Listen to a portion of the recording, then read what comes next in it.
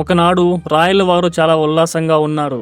తన అందమైన ఆస్థానంలో కూర్చొని సభ్యులతో సమయం గడుపుతూ వారికి ఒక ఆణిముత్యపు ప్రశ్న వేశారు.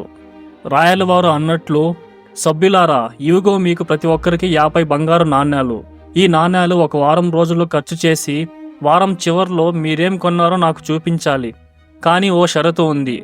మీరు నాణ్యాలు ఖర్చు చేసే ప్రతిసారి నా ముఖం చూడాలి. సభ్యులు ఆనందంతో నాణ్యాలు తీసుకున్నారు. తర్వాత మార్కెట్కి వెళ్ళి ఏమి కొనాలి, ఎలా ఖర్చు పెట్టాలి అనేది ఆలోచించడం మొదలుపెట్టారు.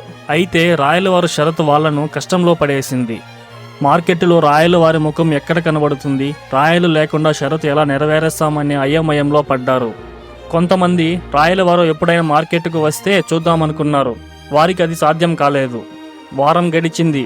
రాయలు సభ్యులను పిలిచి, మీరు నాణ్యాలు ఎలా ఖర్చు పెట్టారు అని అడిగాడు. అప్పుడు రాజపురోహితుడు లేచి అందరి తరపున మాట్లాడుతూ, మహారాజా, మేమందరం మార్కెట్కు వెళ్ళాము, కానీ మీ ముఖం ఎక్కడా కనిపించలేదు. కాబట్టి మేము ఒక నాణ్యాన్ని కూడా ఖర్చు చేయలేదు.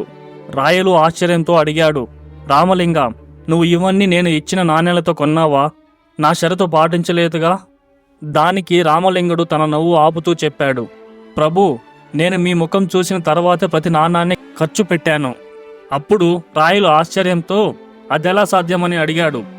దానికి రామలింగుడు ఆనందంగా చెప్పాడు, మహారాజా, ప్రతి నాణ్యం మీద మీ ముఖం ఉంది కదా, ప్రతిసారి నాణ్యం చూశాకనే నేను దాన్ని ఖర్చు చేశాను. రాయలు రామలింగని యుక్తికి చిరునవ్వు నవ్వాడు. సభ్యులకి నోటి మాట రాలేదు. మిత్రులారా, ఈ కథ మీకు నచ్చిందా? ఇలాంటి మరిన్ని కథల కోసం మా ఛానల్ను సబ్స్క్రైబ్ చేసుకోండి.